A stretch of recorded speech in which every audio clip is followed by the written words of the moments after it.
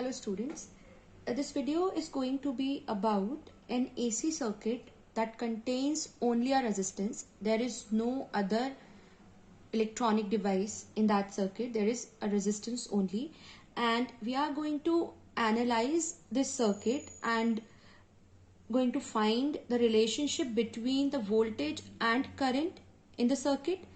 Second thing, we will draw a graph, or we represent that relationship graphically, as well as we draw a phasor diagram for that circuit.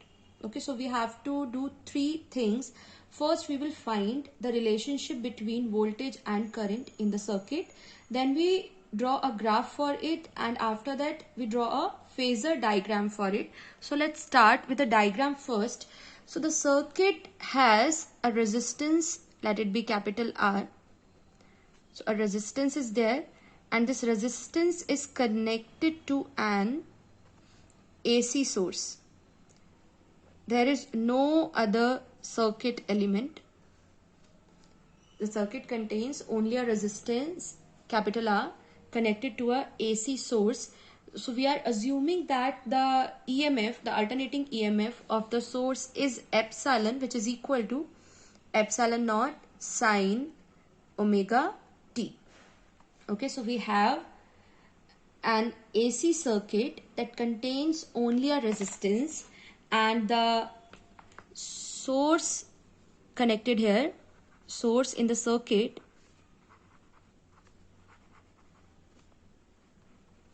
has EMF epsilon is equal to epsilon naught sine omega t.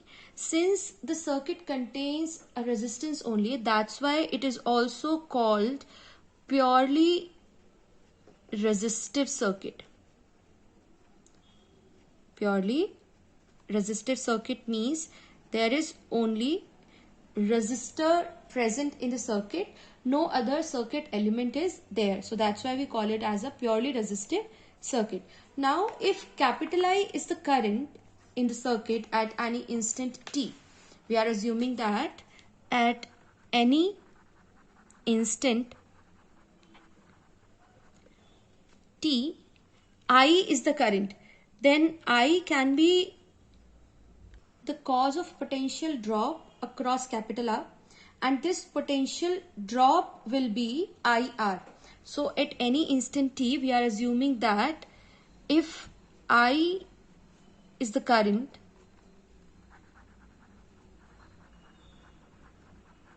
then potential drop across capital R, potential drop across the resistance R will be I into R. So this is the potential drop across resistance R. Now, according to the Kirchhoff's loop rule or mesh rule, we can say that the instantaneous EMF of the source is equal to the instantaneous potential drop across R. Okay, because according to the Kirchhoff's loop rule,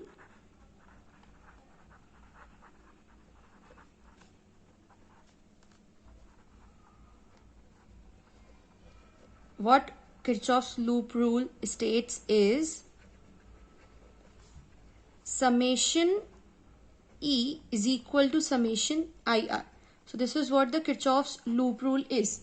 Okay, so now here we have EMF source this, and IR is the potential drop across the resistance R. So according to Kirchhoff's loop rule, we can write that instantaneous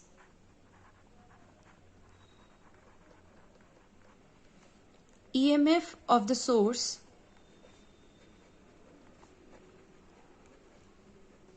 is equal to instantaneous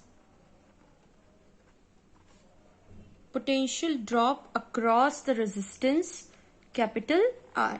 So mathematically it will be epsilon naught sine omega t is equal to IR, and by rearranging this we can find the value I, that is the current at the time t. I is equal to epsilon naught upon R sine omega t. which implies that I is equal to I naught sine omega t, where I naught is equal to epsilon naught upon r, which is the peak value of alternating current. Okay, so this is the peak value of AC. Now what we have initially is the EMF source epsilon is equal to epsilon naught sine omega t, let it be equation 1, and for this EMF the current we get is I is equal to I naught sine omega t. This is equation number 2. So on comparing equation 1 and 2, on comparing these two equations, what we observe is both epsilon and I, EMF, alternating EMF and alternating current, are functions of sine omega t. That means the EMF epsilon and the current are in same phase for a purely resistive circuit. This means that both epsilon and current attain their zero, their minimum and their maximum values at the same respective time. That's what we mean by the same phase condition. So from equation number 1 and equation number 2, what we conclude is, first thing, both epsilon and I are functions of sine omega t, and since both are the functions of sine omega t, this implies that there is no phase difference. Suppose if one of them has sine omega t plus phi, then there will be a phase difference of phi, but in this case there are both sine omega t in equation number 1 and 2. So both are functions of sine omega t. That means both epsilon and I are in same phase.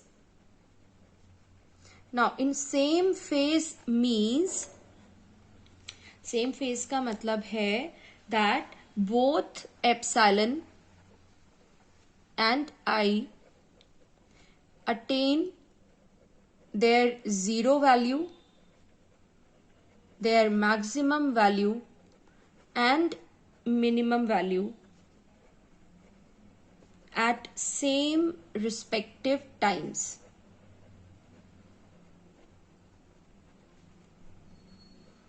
This is the mean of same phase. So conclusion is, in a purely resistive circuit, both alternating EMF and alternating current are in same phase. This is the relation. Now we have to represent this relation graphically. So we have equations epsilon is equal to epsilon naught sine omega t, and I is equal to epsilon naught upon r sine omega t, or we write it as I naught sine omega t. And we have to represent these equations on a graph. So on x-axis I am going to take omega t, because sine is a function of omega t. On x-axis we will take omega t, and on y-axis for EMF we will take EMF, and for current we will take current. So y-axis represent epsilon and I both separately. Means we are going to plot two graphs in the same graph. यहाँ पर हम दो अलग अलग curves plot करने वाले हैं, one for epsilon and second for current on the same graph. Okay, so this is the origin.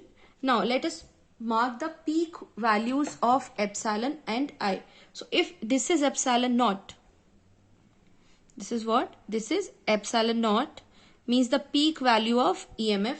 So the curve of epsilon will have amplitude maximum value at this line. Now let us mark the value, peak value for current. So for current, peak value is epsilon naught upon R. That means the peak value of current will be lesser than the EMF. That means here, somewhere here. So I am assuming that this is the point for the peak value of I naught. Okay. Now we have to plot the graph. First, I am plotting the graph of epsilon. Since it depends on sine function, so it will be like a sine curve, a sine wave. So it will go like this. Okay, this is how the graph of epsilon appears. 0, and this is half cycle and this is full cycle, means pi. For omega t it is pi, for omega t it is 2 pi. If we take t on x-axis, then it will be capital T, that means the time period, and it is half of the capital T, that is t by 2. This is pi by 2, and here it is 3 pi by 2. Okay, so this is the graph for epsilon, and epsilon naught is the peak value or the amplitude of this graph, of this curve. Now we will plot the graph for current, and both are in same phase, means जहां हमें epsilon का EMF का maxima मिला है वहीं हमें current का maxima मिलेगा. जहां हमें ईएमएफ का 0 मिला है वहां हमें ईएमएफ करंट का भी 0 मिलेगा. जहां हमें ईएमएफ का मिनिमम मिला है वहीं हमें करंट का भी मिनिमम मिलेगा. That is the meaning of same phase. So we will plot the graph in the similar manner like this.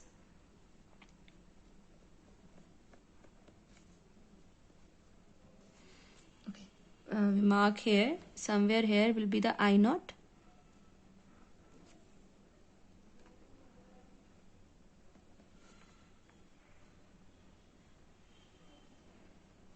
So the pink line here, the pink dotted line represents the graph for I, current.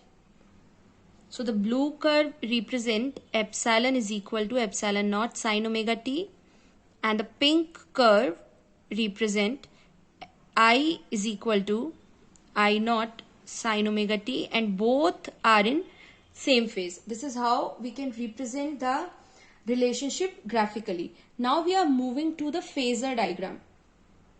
So we know that phasor is a rotating vector that makes the angle omega t from the axis. Okay, so in both cases, in both case of alternating EMF and alternating current, we have sine omega t. So the angle formed by the phasor of I and phasor of epsilon is same, that is omega t. So we will plot it like this. Suppose this is the vector of, this is a phasor, the rotating vector for epsilon, that means the EMF. So it will, this curve, this point will represent its maximum value, and its projection will gives us the instantaneous value, and this value will be epsilon naught sine omega t, and the angle this phasor make with the axis is omega t. Now if we talk about the phasor of current, so current has maximum value less than epsilon naught, so it will be somewhere below epsilon naught, plus it has the same angle, so it will be like this, it will be along the same line because it also makes the angle omega t. The same angle is made by the phasor of current also, and if this much is the value of current I naught, so it will go like this along the same line, but its magnitude will be smaller than the epsilon naught, and its projection on the axis will represent the instantaneous value of alternating current. This is how the phasor diagram work. So this is the phasor diagram for a purely resistive AC circuit. Both epsilon and current, alternating current, are in the same direction, making same angle omega t with respect to x-axis, and the phase angle between them, if we talk about the phase angle between epsilon and I, then that phase angle is 0 because the phase difference between them is 0. So the phase angle between alternating current and alternating EMF in case of a purely resistive circuit is 0, while the phase angle that they both make from x-axis is omega t. So this was the phasor diagram and graphical representation of the relationship in case of purely resistive AC circuit. That's it for the video.